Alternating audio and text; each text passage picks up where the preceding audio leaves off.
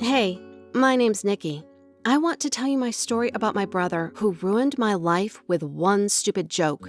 I'm 17. I live a normal, even happy life.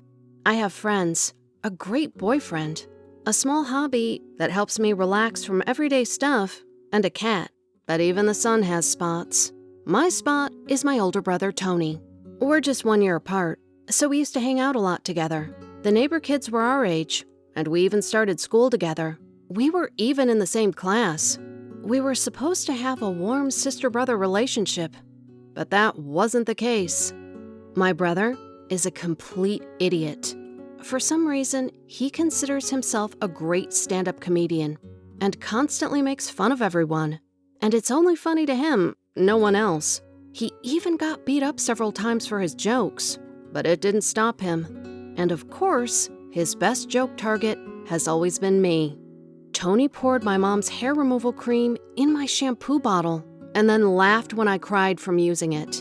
I cannot even count how many times he put something weird in my food. Our parents, of course, fought with him and lectured him, but nothing changed. At 14, our lives became separate. I had different friends. We didn't see each other very often. I felt a great sense of relief, and Tony had stopped playing his stupid jokes and mocking me. He had a girlfriend and some new hobbies, but he found other people to be his joke targets. I couldn't get how his girlfriend could stand it, because mostly he was making fun of her and often told her some really vulgar jokes. At 16, I fell in love with a guy and he loved me back. Well, it was nothing serious. We just walked together, talked, and sometimes kissed. We just felt very happy together, and he was very precious to me. I didn't hide my relationships. My boyfriend met my parents and Tony. He didn't get along well with my brother. When they were kids, my boyfriend beat Tony several times for his jokes. My brother hadn't forgiven him. As for me, it was just another perk to my boyfriend. Then, I went with my parents to the countryside for a week, where some of our relatives lived. Tony stayed in the city. Our parents thought he was a mature and responsible person. I talked on the phone to my boyfriend. I missed him terribly for a week. But when I came back, for some reason, he was in no hurry to see me, and none of my friends called me. They just looked at me strangely. Later, some shady people started calling me and offering me different indecent things. All their numbers were unfamiliar, so I couldn't block them. Judging by the voices, they were all adults. I didn't get it. Friends stopped chatting with me, my boyfriend ignored me, and then this thing. I figured it out by accident. Tony himself blabbed to his friends. It turned out that he launched an erotic video around the city with some familiar girl who he posed as. That girl was shot from the back, so the whole face wasn't seen, just a piece of the cheekbones. Her hair was similar to mine, and the room was mine, and the phone number in the video was also mine. That's why I had these calls. My brother was laughing with his friends. He explained that he asked that girl to pose for him. He said that I deserved that, as I shouldn't date jerks. He even claimed that this was a good punishment for me, because I dated his enemy, and his friends said it was a great joke. My boyfriend turned his back on me. It was my room in the video, and the girl looked like me, judging by the body and the hair. Naturally, he wouldn't listen to my excuses. Or maybe he didn't want to date a girl who had such a reputation in town. My friends turned their backs on me too, though they didn't believe this video. I think they just didn't want to hang around with, well, you know it. My parents found out, but they just sent me to my relatives in the countryside and changed my phone number until things settled down. They couldn't do anything to Tony anyway. I even went to the police myself, but they also said that nothing could be done. I found that girl on social media. She was of legal age, and she voluntarily allowed herself to get filmed in an erotic video. No one said it was me on the video, but everyone just assumed. Anyway, I had to finish my studies in the country school where I stayed. Then, I entered a college which was very far from my home. I moved to another city, and now I'm trying to rebuild my life. I talk on the phone with my parents sometimes, but I can't forgive them because they didn't protect me. I don't talk to my brother. I sincerely hope karma gets him back. Hello, my name is Jessica. and I want to tell you my story of a lifelong friendship, as well as devotion and saving a life. And yes, this story is not about people. Rex appeared in our family almost at the same time I did. Well, my mom brought a shepherd puppy from somewhere when she was 8 months pregnant. The puppy got accustomed to our family. He was extremely obedient and polite, and we decided to keep him. We lived in an ordinary 3-bedroom apartment, but a large German shepherd took up much less space than my stroller.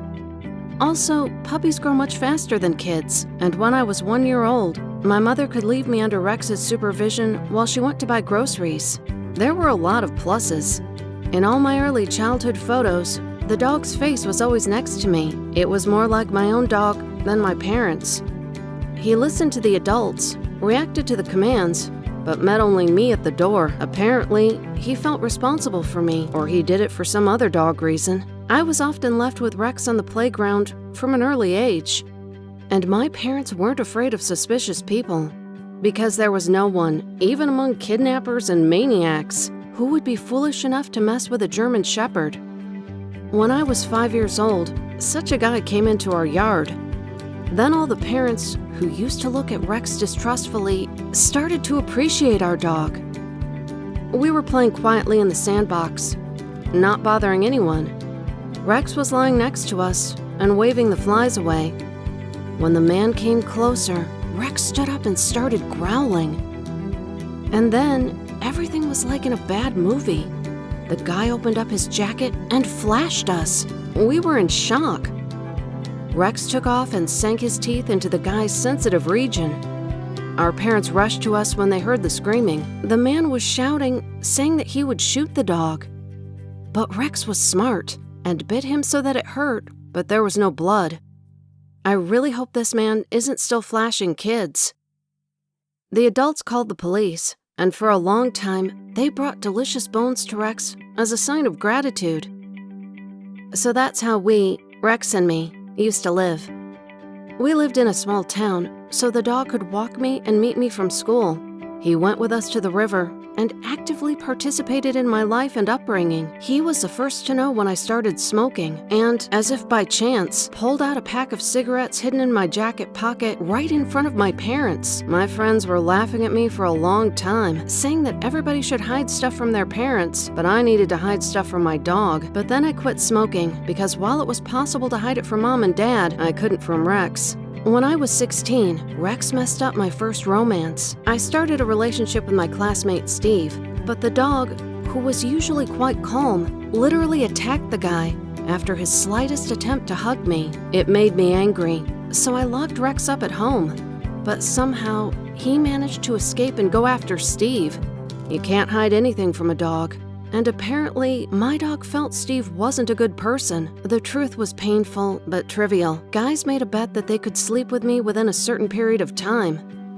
I mean, yeah, it was the age of consent and experiments, but there was no love.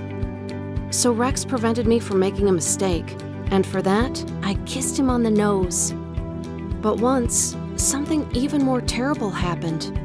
I was coming back home from my tutor late in the evening. It was already dark, and I had to walk quite far. Rex didn't meet me as usual. My parents had taken him on a trip to a town about 10 kilometers away. So when I was walking and repeating logarithms in my head, I suddenly felt like someone was following me. I turned around and saw a man. I thought, you never know, maybe he's rushing home too. Then he caught up with me, grabbed my jacket, and hit me in the back. I fell down. He raised his hand again to hit me, and then my Rex hung onto his hand. The dog was growling, barking, and galloping around the man, not letting him take a step. I managed to get back on my feet and ran away. After a while, the dog stopped barking and ran up to be next to me. We were running like we were in a marathon, right up to the house. From time to time, Rex stopped and growled somewhere in the darkness, but after a couple of blocks, he calmed down. At home, my parents were there. They decided to come back early because when they arrived at the country house, Rex acted like he was going crazy. He suddenly took off, trying to get out of the gate. He even growled at my father, and then, as quickly as he could, rushed towards the city. He felt something. When my parents understood this, they immediately went back home and had already managed to arrive before we got there. Rex is now 20. He tries to rest as much as possible, and doesn't run after me anymore. Lately, he's been guarding another person, my newborn son. I only hope he'll live as long as possible, so my child can also remember a real dog's love and devotion. If you also have favorite pets, describe them in the comments. And it's worth remembering that only animals love us unconditionally, and the least we can do for them is pay it back with the same.